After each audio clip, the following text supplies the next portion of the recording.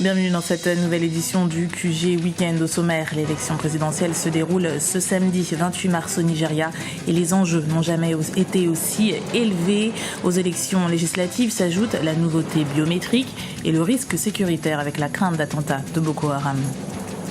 Le mandat de la MONUSCO, la mission des Nations Unies en République démocratique du Congo, a été renouvelé pour une année supplémentaire. Une réduction d'au moins 2000 casques bleus est prévue. Le secteur économique reprend des forces au Libéria, gravement affecté par les conséquences de l'épidémie Ebola il y a un an. Les activités marchandes reprennent dans la capitale Monrovia. Mais d'abord, le délai était pressenti, l'information est désormais officielle. L'élection présidentielle prévue le 15 avril au Togo est reportée au 25 avril 2015 par décret présidentiel. C'est la ministre de la Communication, Germaine Kouamelo Anaté, qui l'a annoncé vendredi. Pour rappel, ce délai avait été proposé par la communauté économique des États de l'Afrique de l'Ouest en la personne de son président en exercice, le chef de l'État ghanéen, John Dramani Mahama, pour garantir la transparence du scrutin. L'élection présidentielle a, elle, démarré ce samedi au Nigeria. Entre 60 et 80 millions d'électeurs sont attendus dans les 153 000 bureaux de vote du pays pour désigner leur président de la République ainsi que leurs représentants au Parlement.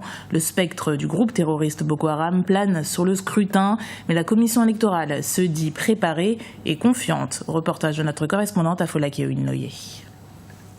Pour le président de la CENI, le report de 6 semaines de l'élection présidentielle au Nigeria a été bénéfique pour son institution. Pendant cette période, la CENI a amélioré son niveau de préparation de l'élection. À quelques heures de ce rendez-vous, la Commission électorale nationale indépendante et les agents de sécurité se donnent la main pour une élection libre, équitable et pacifique. Les matériaux non sensibles ont été déployés dans les zones gouvernementales locales pour la distribution. Et le matériel électoral sensible, comme les bulletins de vote, les feuilles de résultats, ont été transférés hier de la Banque centrale vers les bureaux dans les États. Ces derniers jours, la CENI a été critiquée sur l'utilisation des lecteurs électroniques de cartes. Ces appareils seraient défectueux selon certains, peu convaincus par les démonstrations organisées par l'institution en charge de l'organisation des élections. Sur ce point, la Commission dit avoir pris des dispositions. Vous remarquez qu'il y avait un petit problème dans certains États concernant les lecteurs de cartes au sujet de la reconnaissance des empreintes de pouces. Les travailleurs sont maintenant prêts. Ainsi, nous demandons que notre peuple coopère avec eux. La CENI rassure aussi sur les dispositions en vue de faciliter le travail à la presse le jour du scrutin. Plus de 300 journalistes étrangers ont été accrédités. Les habitants de la première économie du continent expérimentent un autre type de système de vote, la biométrie. Des cartes ont été distribuées par la CENI afin de lutter contre les risques de fraude.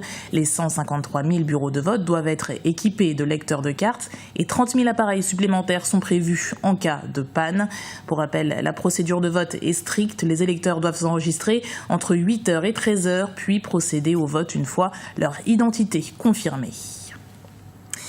Le mandat de la MONUSCO, la mission des Nations Unies en République démocratique du Congo, a été renouvelé à New York ce jeudi 26 mars au Conseil de sécurité pour une année supplémentaire.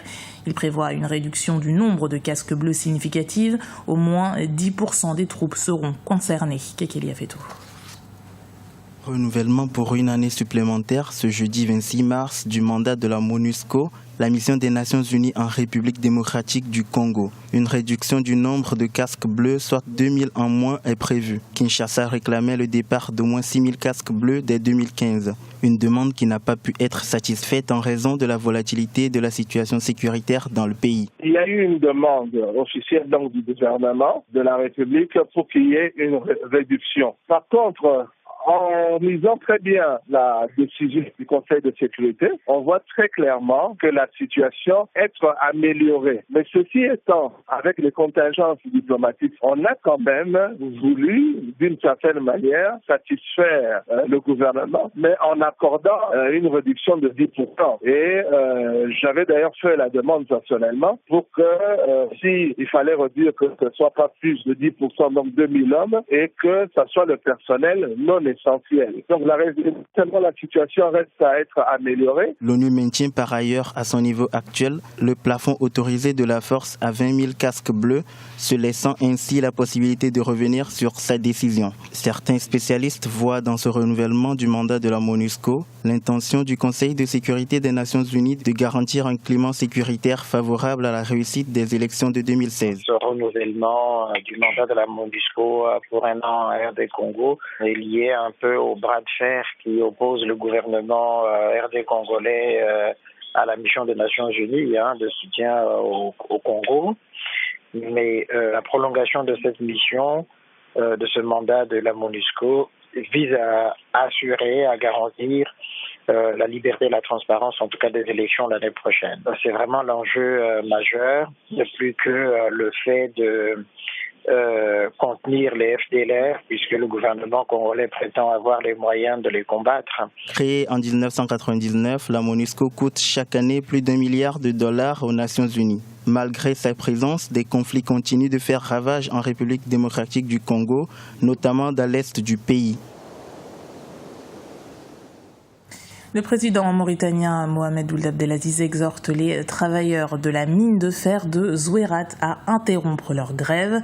Le site au nord du pays est paralysé depuis le 12 janvier 2015. Les ouvriers protestent contre la chute spectaculaire du prix du minerai de fer. Il est passé de $171 la tonne il y a moins d'un an à $55 aujourd'hui. L'exportation du fer compte pour le tiers du budget de la Mauritanie et emploie 6 000 personnes. 4 500 travailleurs sont employés dans la mine de Zouérat. Au Libéria, les activités commerciales reprennent suite à l'ouverture des frontières. Des mesures de confinement avaient été prises pour endiguer l'épidémie Ebola. Les acteurs commerciaux le perçoivent comme le début d'une relance du secteur économique longtemps resté paralysé. Christelle Dayabaya. Au Libéria, plus d'1 an après l'apparition du premier cas de personnes infectées du virus Ebola, l'économie nationale se relève peu à peu. La réouverture de la frontière a causé un impact immédiat, à la fois en ce qui concerne les moyens de subsistance et l'approvisionnement en produits alimentaires. Suite à l'ouverture des frontières terrestres, certaines personnes ont essayé de voyager par voie terrestre pour s'approvisionner.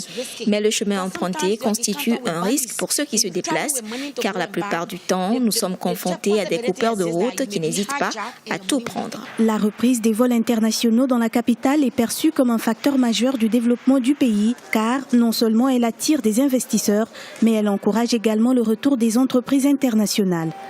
Au port de la capitale Monrovia, les activités commerciales reprennent lentement. Je pense que la réduction des cas de personnes infectées d'Ebola a donné aux gens une confiance renouvelée. Constatons une augmentation du nombre d'investisseurs dans le port. Cela réaffirme la place économique du pays. Nous sommes prêts à faire des affaires. Le Libéria devrait enregistrer une croissance de 3% en 2015, ce qui représente moins de la moitié des prévisions avant l'apparition du virus Ebola. Un manque à gagner de près de $200 millions. C'était le journal de la rédaction. Merci de l'avoir suivi. Retrouvez dans un instant une nouvelle édition du QG Week-end sur Africa 24.